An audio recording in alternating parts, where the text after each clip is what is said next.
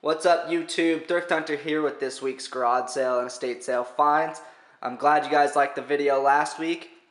I'm going to show you guys some of the sales from that at the end of this video. I did very well last weekend and we'll show you how all that stuff went. But first, I'm going to show you what I found this week. I hit a ton of sales to try and find some more stuff to show you guys and also to make a little bit more money. So let's get started. First, I got some perfumes at an estate sale.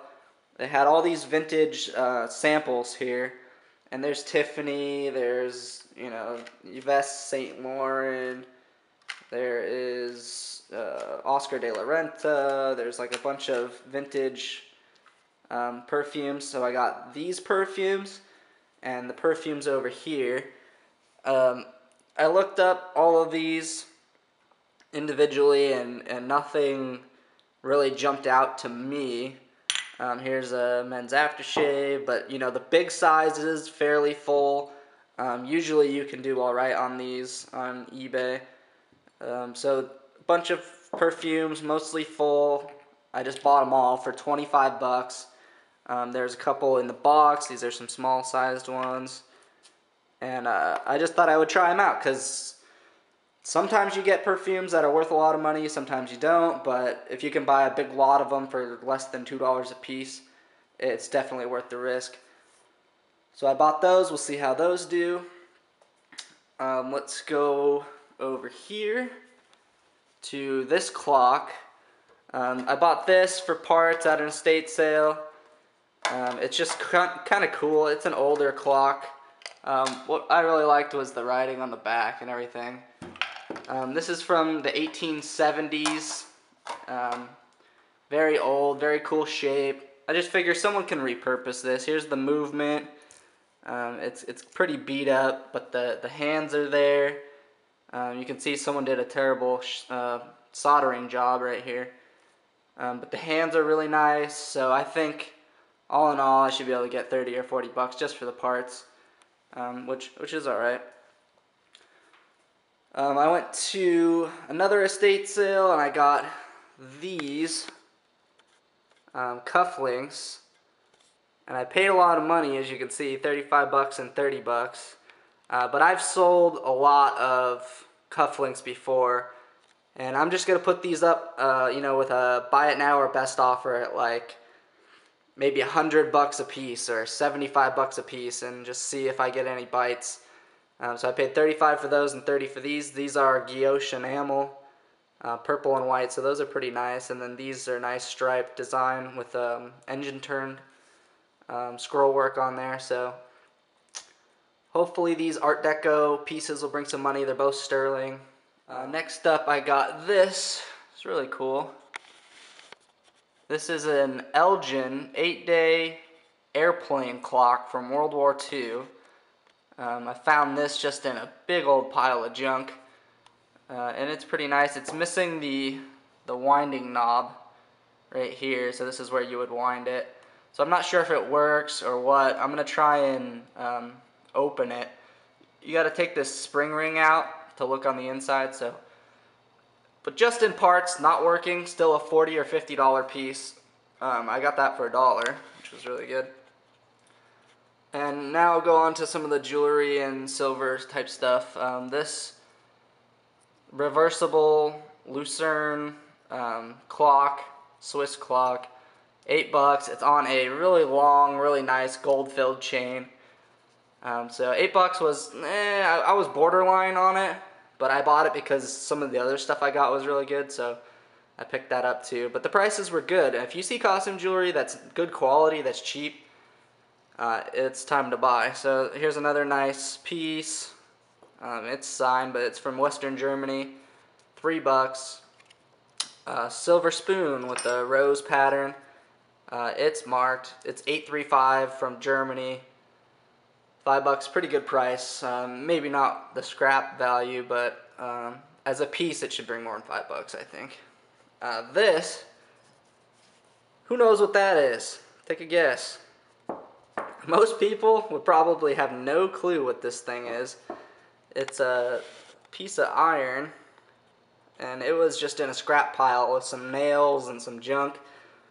But this is for a Japanese samurai sword. It would be like it's called a Tsuba, T-S-U-B-A, which is kind of weird. And the blade would go through the middle, and then you would like have a string hanging from it or something like that.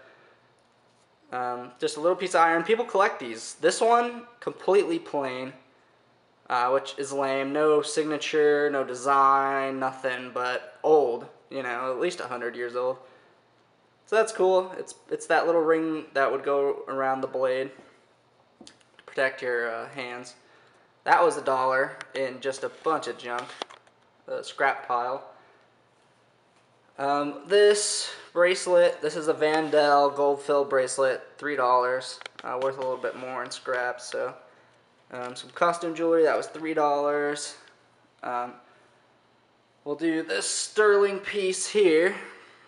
This is always pretty nice to find. Let me see if I can show you the mark. Sterling, and there's the maker's mark, which is a W. That's Frank M. Whiting, sterling. A lot heavier than I thought it was. I paid $5 for this. Nice condition basket, 188 grams. And part of that $5, I got this, which is a sterling handled bread slicer, I'm guessing. Or a cake slicer, maybe. It's part of like a wedding set. Anyway, that was $5, part of that $5, so obviously I'll do well there. Let's see, some more costume jewelry. This pendant had this chain on it, and this chain is sterling. So for $2, a very nice big sterling silver chain. And the best finds this week turned out to be costume jewelry. So here's one piece. Doesn't look like very much at all, but it is signed Trifari right here, and then it's also signed by another designer. So like, why has this got two designers on it? It's got that one and then the Trifari mark right there.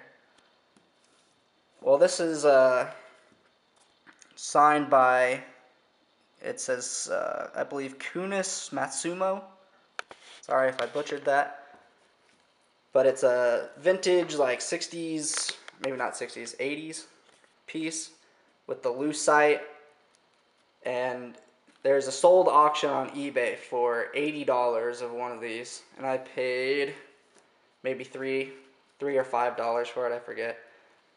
So that's a good piece this week. And then at the same sale, the best thing I got all weekend was this big jewelry set. Also, if you're not used to costume jewelry, looks fairly unassuming until you look at the mark, which is right there. So you can see it. It's spelled SCHIAPARA ELLI, I believe.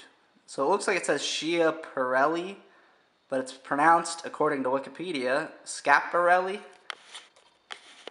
Very famous costume jewelry designer, and worked with Salvador Dali and also with rivaled Coco Chanel. So really nice quality stuff, and look at the way it's crafted. It's just a lot nicer than what your typical costume jewelry looks like.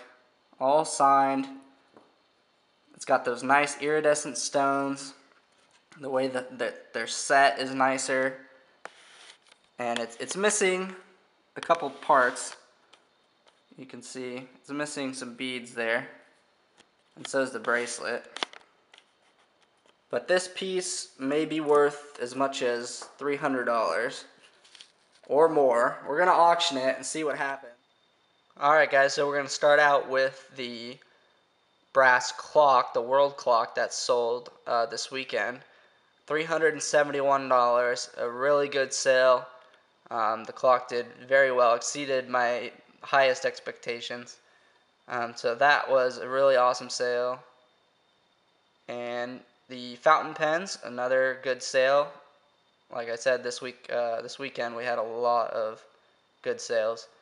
Um, so the Mont Blanc pen and some other pens, $208. Very good. The jewelry, gold jewelry. This, scrap value usually.